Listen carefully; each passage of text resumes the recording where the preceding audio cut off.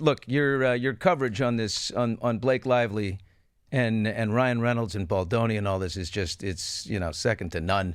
I've been listening to every one of your episodes. What is your reaction to today's events? Ryan's attempt to get dismissed from Baldoni's lawsuit. Look, so I just covered this on my show. Totally understandable legal maneuver. Of course, you're going to try to get your clients dismissed from a lawsuit. So we're seeing that from Leslie Sloan. We're seeing that from Ryan Reynolds. But when you read into his lawsuit, it's really fascinating to see how there's two courts that are playing out right now, and both of them have a lot of significance in their life. If they lose in the real court, obviously they're going to lose hundreds of millions of dollars that are at stake. But also in the court of public opinion, hundreds of millions of dollars are at stake. And so this filing to dismiss is essentially him saying like, nah, boo boo on the defamation claim. You can't touch me because it's satire, right? He's arguing that, satire, and it is, satire is protected speech. And that when he assumed this nice pool character, oh, well, you got hurt feelings, but it does not rise to an actual defamation claim. I want to be clear. That's actually on that one point, a strong legal argument. Yeah, but that's not really what it's about, though. I mean, right? It's not really about. That's not what it's about. No.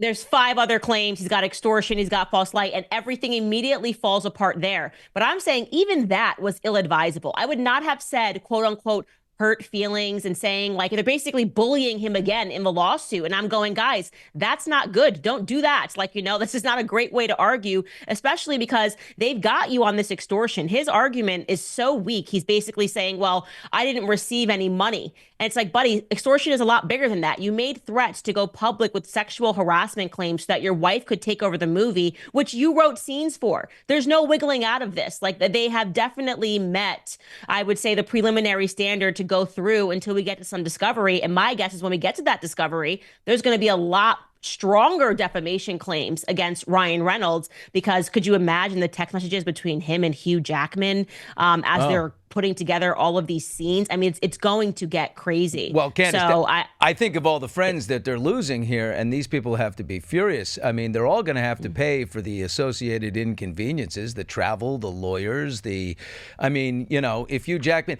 anyone getting deposed who's got to make arrangements for it if they have to get their own lawyers or whatever it is. And here's Ryan should be looking out for them and not himself. I would think it's right. Sort of bad form here. I think of this guy, Sklenar, like Brandon Sklenar.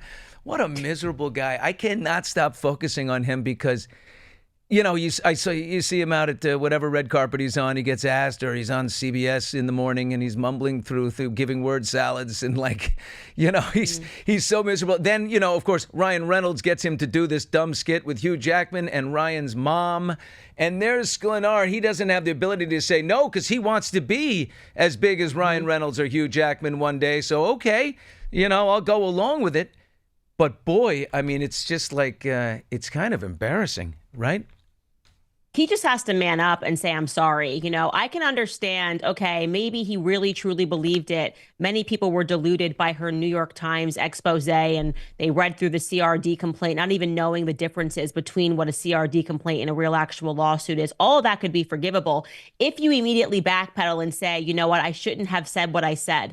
And that's actually what Blake Lively's brother-in-law did. I'm blanking on his name right now, but he was in Yellowstone, and he gave a very strong statement when the CRD complaint came out. And then when he was met with more information from Brian Friedman, he gave an equally as strong statement saying, I shouldn't have been reactive. I shouldn't have, involved myself in this. And that was very commendable. Yeah. But this is not what Brandon Sklenar is doing. He basically probably likely got signed by WME, which was quite recent because of the connections with Blake Lively. They obviously kind of rolled out the red carpet for him. And so he's too much of a coward to go back because they established these Hollywood connections to just say, you know what, I shouldn't have waded into this lawsuit at all. And it wasn't really my business to begin with. And I wish everybody luck. And I'd like to apologize to Justin Baldoni because he treated me well and did nothing wrong. And I allowed him to sit in a basement with his family because I was starstruck by Hugh Jackman. Yeah. What point did it become clear to you that Blake Lively was the aggressor in this now epic showdown? Was it right after was it when Baldoni dropped the countersuit? Was it when Brian Friedman put up the website with the 170 pages and all the texts? Or was it right away when the Times wrote? Right away, I've always had an intuition about her, and I've always had an intuition about Taylor Swift and like the branding of the nice girl stuff.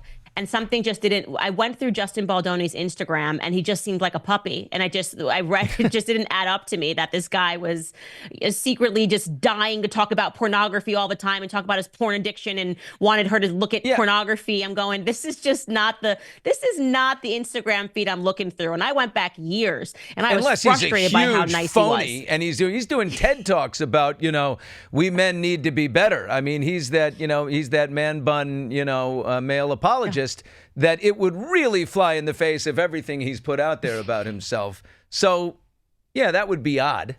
I wonder if they ever looked in his Instagram. Pass the sniff test. Yeah. And I knew a bit about her. I knew how she grew up. I knew that she kind of was one of these people. What tends to be the case is that when you grow up with everything, you create things out of nothing because you're looking for struggle in your life and you're used to getting whatever it is that you want. So I just kind of had her down to a prototype and said, I'm going to pump the brakes and see what happens. And then when Brian Friedman came back with the facts, they were just undeniable. It was undeniable, and it contextualized everything. And it really was quite horrific because you just go, what kind of a monster even goes through with this CRD filing and doesn't include the proper context of these things? Like, he showed me a pornographic video on the phone. Oh, you meant a birth video of his wife? Like, nobody's looking up live birth porn. And so it was monstrous what she did, and she's got to pay for it. Live birth porn. I mean, I've heard of some pretty sick fetishes out there, but that's not one of them. Hey, man, that would take the cake. What do you like? By the way, the trial is supposed to be March of 2026, a year from now. But I mean, you saw Brian Friedman's response today and the statement that he put out, lambasting Ryan Reynolds. No way are you getting out of this lawsuit. You've done everything. You've exploited. You've thrown him out of William Morris. You've done all of this stuff. You're not getting out. I mean, it is being tried now, not just in the court of public opinion, but by the lawyers. I mean, everything that they file, every statement that they put out, we all consume. It's actually happening, isn't it? Yeah, it's happening. My best guess is they're going to try to get dismissed. It's not going to happen. And then we're going to see the rubber meet the road. They're going to understand what the implications are of these subpoenas. They're going to understand what the implications are of putting Taylor Swift under oath and going through Taylor Swift's text messages. And by the way, I think a lot of people are correctly assessing that it's Taylor Swift's messages that they don't want to provide insight into. But I'm going to go with it's also Ryan Reynolds. I think Ryan Reynolds has a few secrets in the closet, too, that they don't want people to be taking a look at. And it's going to destroy these people. That's why they wanted this attorney's eyes only privilege. And basically, we can say anything. The public can't see it, just the attorneys. It was kind of a radical thing to want. And they were arguing that, careers could be ruined. Well, what could be ruined? You might be a little embarrassed, but to ruin a career, there has to be some level of fraud in terms of how you're presenting yourself to the public and who you are in private. And so that kind of a desperate sort of a pleading, which was to do something that was abnormal and file for this attorney eyes only, which they didn't give them. He kind of half-weighted and said, according to medical records, which is self-explanatory. But that lets me know that they're scared and they're not going to admit that until they lose the dismissals. And then I think they're going to want to settle. And a settlement's a good idea if they give the full mea culpa. This is not like, we're settling behind closed doors and nobody's talking about it. Brian's not going to agree to that. I don't know Brian from a hole in the wall, but just by reading his filings, he's not going to agree to that. Well, it's going to have to be a full blown, I am sorry, I lied, I am a terrible person, tail in between the legs, and that's what we deserve. Remember, Blake and Ryan wrote a public statement, back in August for Baldoni to release. We'll write it for you. We'll sign your name even, but you put it out saying that every bit of this, all on you, every uncomfortable moment we felt it. Well, now they could do the same thing.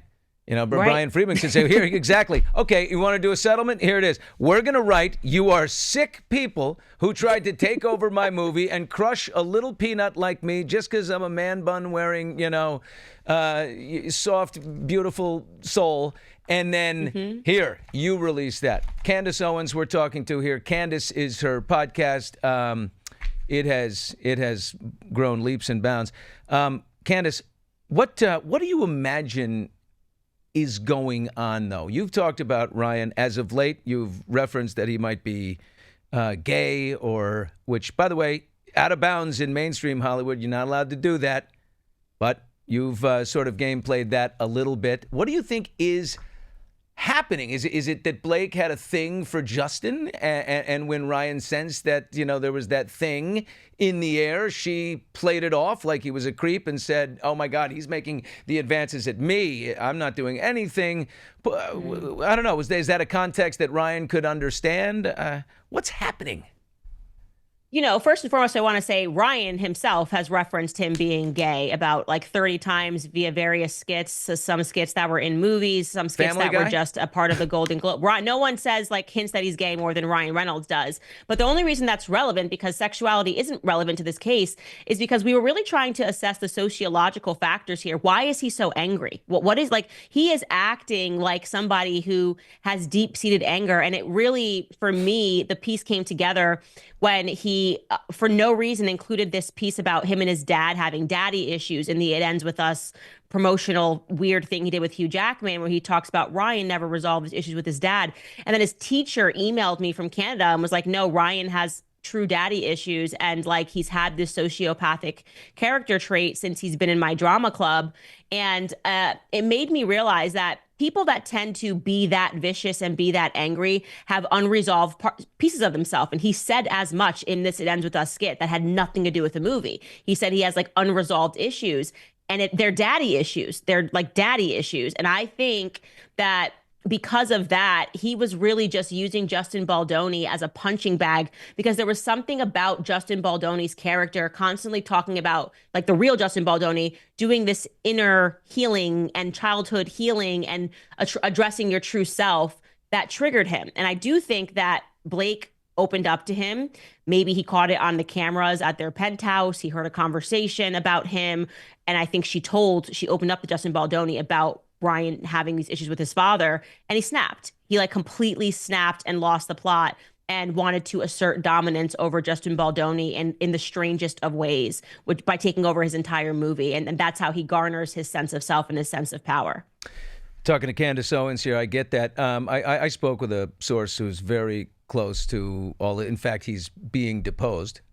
He's that intimate with, in this circle of friends that they have. But what I was told is that all of the friends are just pissed off, like including, all the way down to his Deadpool director, Sean Levy, who's best friends. And then you got all those people who were, Bradley Cooper and everybody who went to the screening that Blake held, but also said that Blake is really tough on Ryan. It's not just Ryan, but that she is like, look, you're the A-list guy. You need to do this. Show me you are that big, powerful guy in Hollywood. Step up. Let me see you do. And that's all in the aftermath. She wants him out front in this fight. So I have to imagine they have some problem. I mean, like, if he's pulling himself out and Leslie Sloan, the publicist for Blake, is trying to pull herself out, and the New York Times wants to be dismissed from the Baldoni suit too, that's everybody leaving Blake alone in it, right? Did he just bail on his wife? Yeah, I mean, you can definitely say she is not innocent in any of this without question. I really do think she's just a spoiled brat. Like, it just goes down to something that simple. She's a spoiled brat, and she's used to getting what she wants from a time that she was a kid. And this is what she wanted. And I do think that people have not pieced together, and I've been speaking about it, the Scarlett Johansson piece of this is also something. She's the one that walked away from Ryan. He has control issues, and she was working with Wayfarer on her directorial debut at this time that this movie was being shot. And lo and behold, what is Blake trying to do? She's trying to make Ryan scramble to get her directorial rights over this movie. Like they're in this like weird competition. Yeah. Another episode of my show, I went into that. I want to be a director before she's a director. Right. Another piece of this, Scarlett Johansson was also shooting a movie with Channing Tatum. Out of nowhere, Ryan plucks Channing Tatum up out of obscurity and puts him in the Deadpool and Wolverine movie, premiering as Gambit. And he did this whole thing thanking him. So there is a Scarlett Johansson element. There is a competitive element. And I do believe that Blake Lively put pressure on him because she's not that smart. She's not a brilliant actress, and she's not a Scarlett Johansson. And I think that, she suffers from that insecurity of wanting to feel like she belongs in the A-list club that Taylor Swift is in, and that her husband kind of isn't really in, but they now have a lot of A-list friends. Yeah, everybody wants to be Reese Witherspoon, somebody who's optioning books everywhere and turning them into, miniseries all over the place.